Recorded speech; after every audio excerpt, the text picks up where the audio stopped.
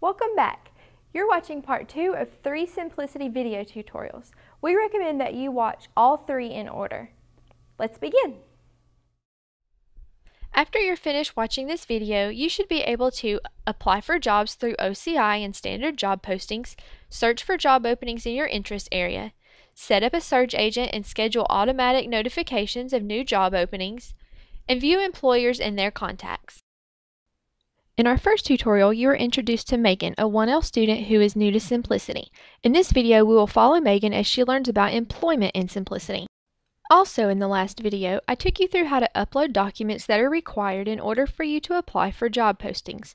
If you need instructions for uploading the documents, please pause this video and go back to watch the first one. Now that you've uploaded all your documents, you're ready to apply. But how do you find job openings? Well, there are 3 ways to search and apply for an internship or job through Symplicity: OCI, standard postings, or bulletin board postings.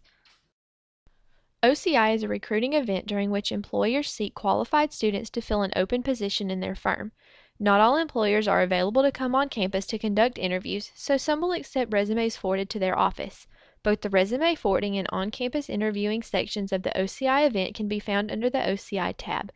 OCI occurs once in the fall, at which time 2L and 3L students may apply for job openings. 1L students may not participate in the fall OCI event. It also takes place once in the spring when 1L students along with 2 and 3Ls are encouraged to apply. In order to get to the OCI section, click the blue OCI tab at the top of the page. Now you need to choose a session. As you can see in this example, there are 2 sessions to choose from in the drop-down box on the left side. When you're getting ready to apply, check all of the available sessions for employers that seem interesting to you. If you know an employer will be coming on campus, they will be in the on-campus interviewing session. If you know an employer will be accepting resumes but will not be coming on campus, they can be found in the resume forwarding session. Also, please notice the default resume. You'll be able to choose a different resume for a specific employer once you enter a posting. If you would like to change your default resume, visit the documents you have uploaded and choose which resume you want as your default. Once you have chosen your session and made sure your default resume is correct, click the gray search button on the left-hand side. Megan decided to look at the session Spring 2012 Resume Forwarding first. Employers that you may apply for will be listed here. Employers that don't show up didn't ask for applications from your class level. If Robertson Ryan PA wants 3L students, 1L and 2L students will not be able to apply. So, if you're looking for an employer but can't find them, they did not request resumes from your class level. Before you apply, how do you know which documents the employer requires? There are 2 ways. You can hover over the information symbol if available, or you can click Review at the far left side of the job posting. On the right-hand side of the screen, drop-down boxes will appear for each document that is required. Since the only drop-down box available is Resume, Megan knows that this employer is only asking for a resume. If a transcript drop-down box was available, that would mean that the employer also requires a transcript. Please note that all required documents must be included or your application will not be submitted to the employer. Since Hamlet, Hartley, Howell, and Key PC only wants a resume and Megan wants to use her default resume, she can go ahead and click Apply. Look at the gray Important Dates box at the top right-hand side of the OCI screen to see how long you have to change things or to withdraw your application.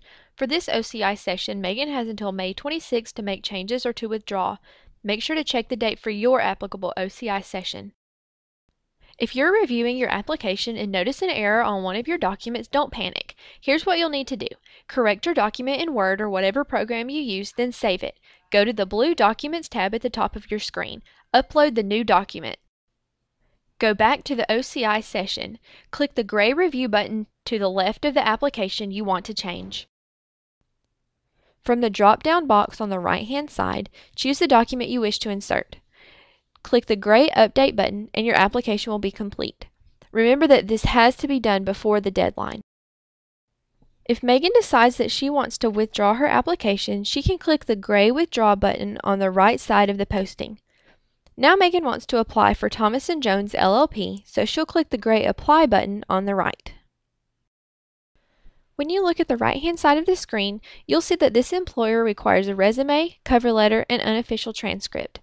Megan has already uploaded a resume and cover letter specifically for Thomas & Jones LLP, so she needs to make sure that the correct documents are included in her application. Check all of the drop-down boxes on the right to see which documents are going to be included with your application. Notice that the default resume is the one that will be included if you don't change anything. Make sure that you choose the correct documents from the drop-down boxes on the right. All of those documents must be included with your application in order for it to be submitted to the employer. You cannot include extra documents. For example, if the employer asks for only a resume, you can only submit a resume. You will not be able to include a cover letter or a writing sample. Here's a recap of what Megan did. She checked the drop-down boxes on the right to see which documents were going to be included. She noticed the resume to be included was her default. She changed the resume from default to the Thomas & Jones resume. She made sure that her cover letter and unofficial transcript were included and were correct, and she clicked the gray Apply box directly under the document drop-down boxes. Scheduled interviews and class schedules and conflicts sections are not used by the Career Services Office at this time. Ms. Selena Hartley will contact students through email to set up interviews. The next tab we're going to discuss is Jobs and Resume Collection. Under this tab, you will find job postings, favorites, advanced search, search agents, and search results. Click the blue Jobs and Resume Collection tab at the top of the page. Job postings are found under the first subsection. There are two types of job postings: standard job postings and bulletin board postings. Standard postings are job openings that are sent directly from the employer to the Career Services Office. Like in OCI, many employers are only interested in students in a certain class level. We'll discuss this further in a moment. Some of these employers will allow application through Symplicity. Before applying for a standard position, you'll need to make sure that you qualify for the position. Some require you to have taken certain classes before applying. For a standard posting, the employer must sign a non-discrimination statement before our office will allow the job opening to be posted.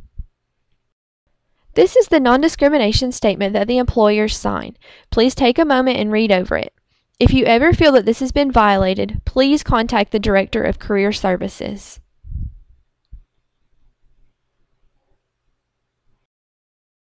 When you apply for a standard job posting, this is what you'll see.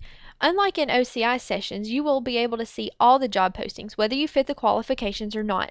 It's up to you to make sure that you're qualified for the job before you apply. In this posting, you can see at the top that the employer is looking for a summer intern. They want a student who will be a 3L in the fall. Megan does not qualify and does not need to apply.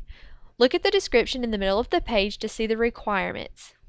Look under How to Apply at the top right-hand side of the posting. This employer allows applications to be submitted through Symplicity. Sometimes there are more instructions here, so it's important to read carefully. Note the deadline for application. In this example, it's June 3rd. Apply early because sometimes an employer will hire someone before the application deadline. The second type of job posting is called a bulletin board posting. These are jobs that the CSO staff found online or jobs that came to the office, but the employer didn't sign a non-discrimination statement. How can you tell the difference between standard and bulletin board postings? The standard posting will list the actual employer, whereas bulletin board postings will show bulletin board as the employer. The posting will show the position title and the actual employer so that you have enough information to do your research before applying. When applying to a bulletin board posting, you will never submit your application through Symplicity. The postings are kept as up to date as possible. Always check to make sure the position is still open before applying. Bulletin board postings will always have this disclaimer at the bottom of the posting. Please take a moment to read over it.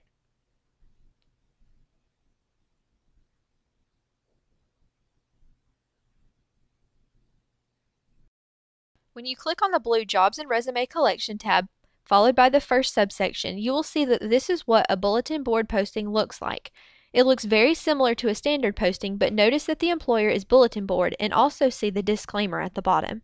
This employer is looking for a graduate with 2 to 5 years of experience. Make sure that you fit the qualifications before applying. Read the application instructions carefully. In this example, the employer wants applicants to email a resume to akey@faulkner.edu. The Career Services Office is a resource for you to use during your job search. You have responsibilities to ensure that you do not begin working in an unhealthy environment. The first responsibility you have is to always research the employer, regardless of how you found out about the job opening. Use all available resources to learn as much about the employer as possible. Next, report any violations of our non-discrimination statement to the Director of Career Services. It is important that the CSO knows about these violations so that the issue can be corrected or the employer removed from our list so that other students will not be put into that situation. Please read over our policy.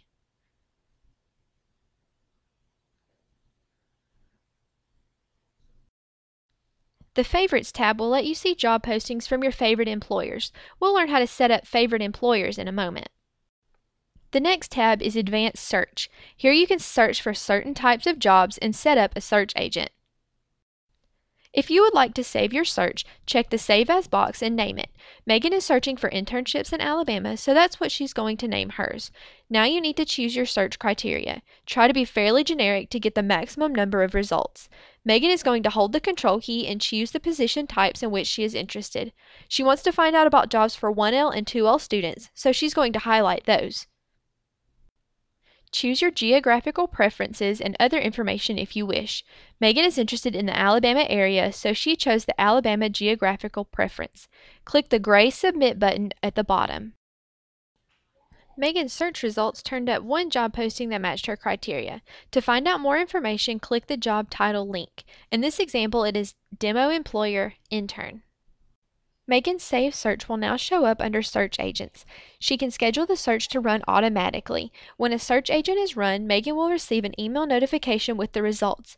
If there are no new postings, she will not receive an email. To schedule a search agent, click Schedule on the right side under Options. Be sure to choose Yes to enable the search agent to run. Megan chose week as the period and 1 as the frequency so that her search will run once per week. Make sure you run them often enough so that you receive the notification before the application deadline. If you would like to receive only new results, click Yes, then Submit. You can set up more than one search agent if you would like. This is what the notification email looks like. Symplicity will only send one email per search agent, so all of the new postings that match your criteria for that search will come in the email. The next sub-tab is Applications. Under this tab, you can see any applications you have submitted recently. As you can see, Megan has not submitted any. Under the blue Employers tab at the top of the page, you will be able to see information about employers, view your favorite employers, see contact information, and your favorite contacts. This page will show the list of employers in Symplicity. Research the employers to find out which of them interest you. You can search for a specific employer using the keyword search near the middle of the page.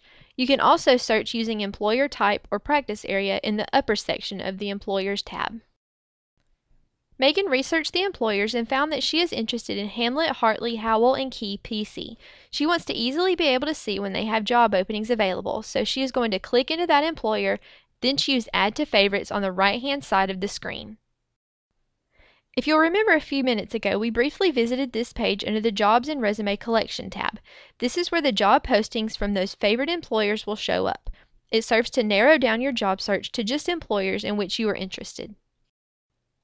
All of the employers that Megan has marked as favorites will show up under the Favorite Employers tab. These are all of the contacts that are viewable to students. If a contact works with a firm in which you are interested or you need to be in correspondence regularly with one of these people, you might want to add them to your favorites so that you are able to find them easily. In order to do so, click into the contact and choose Add to Favorites. After you do that, those contacts will show up under the Favorite Contacts tab. Let's review our objectives. After going through the tutorial, you should feel comfortable with doing the following: applying for jobs, searching for job openings, setting up and scheduling a search agent, and viewing employers and their contacts. Remember that this was just part 2 of our 3-part series. Our first video is entitled Symplicity 101 The Basics, and the third is called Symplicity 103 What Else Can Symplicity Do?